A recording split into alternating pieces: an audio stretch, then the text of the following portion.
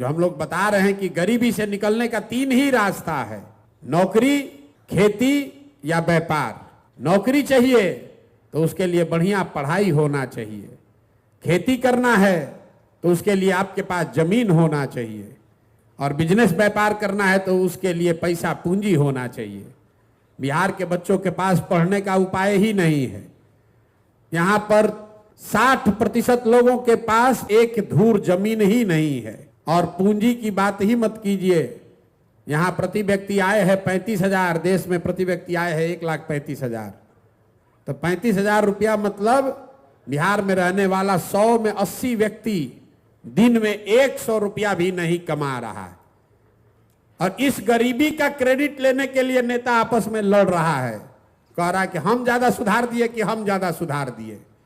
इसीलिए हम लोग कहते हैं कि सबकी बात को सही मान लीजिए। मान लीजिए कि कांग्रेस ने बिहार में 40 बरस बहुत विकास कर दिया। ये मान लीजिए कि लालू जी के राज में सामाजिक न्याय मिल गया, गरीबों को, पिछड़ों को आवाज दे दी गई। ये भी मान लीजिए कि नीतीश और भाजपा के राज में सड़क बन गया, बिजली आ गई।